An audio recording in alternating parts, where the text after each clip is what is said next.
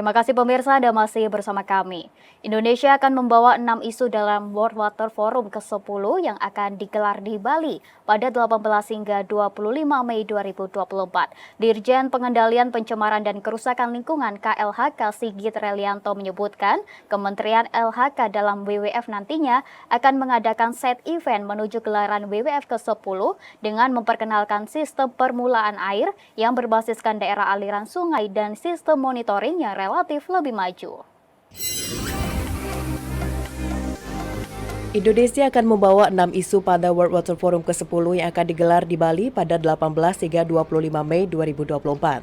Keenam isu tersebut yakni Water Quality Assessment and Ecosystem Health, Water Quality Improvement, Public Health, Protection of Freshwater, Groundwater and Marine Ecosystem, Source Control, dan Eco-Hydrological Nature-Based Solution.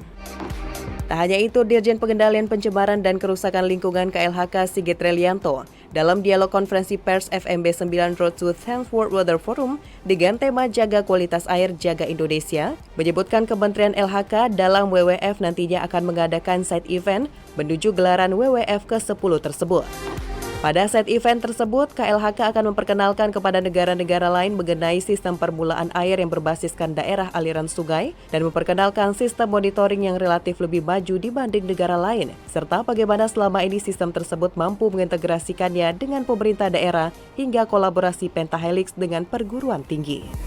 Kita akan membuat side event terutama untuk sistem pengelolaan air yang berbasiskan daerah aliran sungai. Ada pengelolaan di Subak, kemudian ada pengelolaan air di danau. Dan kita akan share juga sistem monitoring yang menurut kita relatif maju dibanding dengan negara-negara lain. Bagaimana kita bisa mengintegrasikan sistem monitoring itu untuk juga koordinasi dengan pemerintah daerah. Tadi dengan penilaian-penilaian, kemudian feedback titik-titik mana yang perlu diperbaiki, dan tentu juga kolaborasi pentaholik dengan perguruan tinggi, karena expertise-nya sebetulnya kan ada di sana. Kemudian mengevaluasi sesuatu yang sifatnya lokalite, tentu mereka juga punya expertise dan data-data yang melengkapi yang data-data kita punya. Otoritas Jasa Keuangan menyatakan sepanjang 2023 telah menghentikan 2.288 entitas keuangan ilegal yang terdiri dari 40 investasi ilegal dan 2.248 pinjaman online ilegal. Kepala Eksekutif Pengawas Perilaku Pelaku Usaha Jasa Keuangan Edukasi dan Perlindungan Konsumen OJK Friderika Widyasari menegaskan, ke depan OJK akan senantiasa melakukan penguatan serta edukasi berbagai langkah guna menekan kasus penipuan aktivitas keuangan ilegal, terutama ke daerah 3T dan wilayah terluar.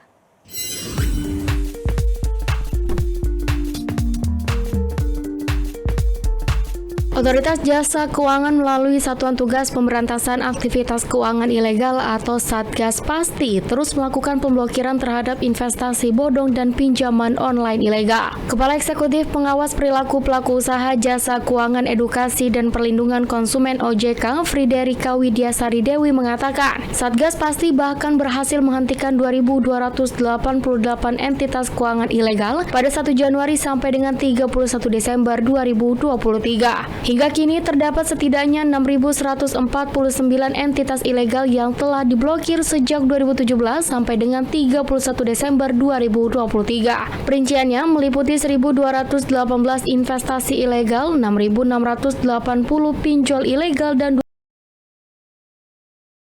251 gadai ilegal. Pihaknya menambahkan, kedepannya OJK akan senantiasa melakukan penguatan serta edukasi melalui serangkaian langkah, termasuk penerbitan peraturan OJK serta peningkatan unit kerja dan pembuatan pilot project di Bank Umum. Kami juga akan melakukan pilot project penyusunan parameter conduct risk rating di Bank Umum, dan juga tentu kami akan fokus tadi seperti disampaikan oleh Pak Ketua dalam sambutan beliau bahwa OJK akan terus fokus melakukan kegiatan edukasi secara masif ya, terutama ke daerah 3T dan juga remote area lainnya. Kita beralih ke informasi lainnya pemirsa, pemerintah memperhatikan masalah banjir yang berdampak pada gagal panen yang dialami para petani. Untuk menolong para petani dari kerugian gagal panen, pemerintah melalui Menteri Koordinator Bidang Pembangunan Manusia dan Kebudayaan Muhadjir Effendi akan memberikan bantuan sebesar 8 juta rupiah per hektar.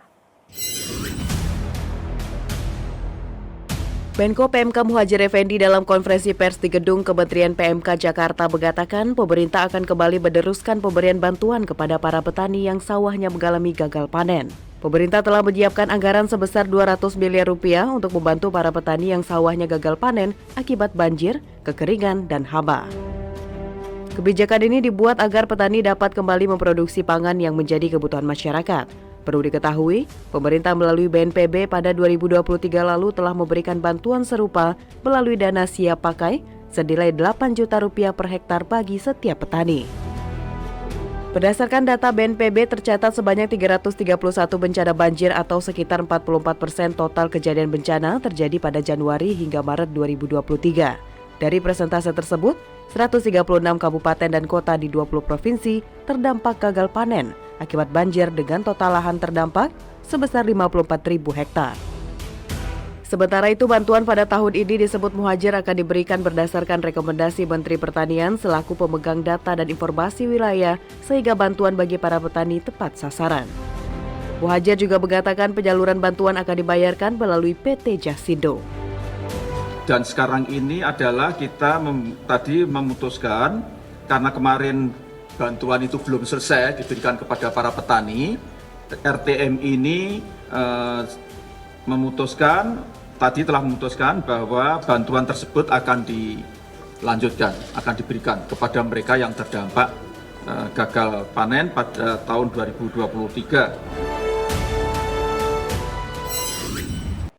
Perum Bulog Cabang Madiun menambah jumlah kios penyalur beras stabilisasi pasokan dan harga pangan.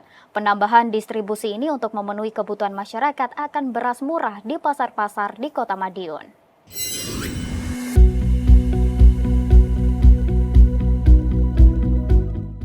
Pemimpin cabang Perum Bulog Cabang Madiun, Rizal P. Sukmadijaya mengatakan, Bulog Madiun menambah 13 kios distributor beras SPHP dari 110 menjadi 123 kios.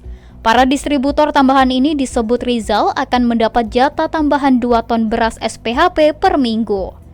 Penambahan jatah akan membantu pemerataan beras SPHP di antara pedagang sekaligus mengantisipasi penyelewengan atau aksi borong oknum yang tidak bertanggung jawab untuk kemudian dijual kembali.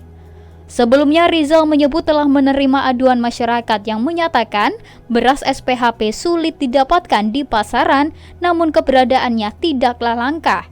Kondisi tersebut disebabkan tingginya permintaan masyarakat di tengah mahalnya harga beras di pasaran yang saat ini telah mencapai Rp15.000 per kilogram untuk jenis medium. Menurut ketentuan, beras SPHP dijual di pasaran dengan kisaran harga Rp10.000 per kilogram dengan kemasan 5 kilogram. Harga tersebut jauh lebih murah dibanding harga jenis beras medium lain karena telah mendapat subsidi dari pemerintah. Kita tingkatkan jumlah outlet dan jumlah hari pengambilannya dalam satu minggu. Jadi mereka itu punya kuota dalam satu minggu itu maksimal 2 ton. Gini Pak, sebenarnya nanti itu kan tergantung pengambilan dari teman-teman pedagang juga ya Pak ya ke kami. Jadi kalau posisinya yang kita lakukan itu dalam satu minggu mereka bisa melakukan pengambilan di gudang kami 2-3 kali dengan memanfaatkan kuota yang ada. Pemirsa Kabupaten Maluku Barat Daya baru saja menerima penilaian layanan publik dari Ombudsman Republik Indonesia Perwakilan Maluku. Lalu bagaimanakah hasil dari penilaian tersebut? Berikut dialognya untuk Anda.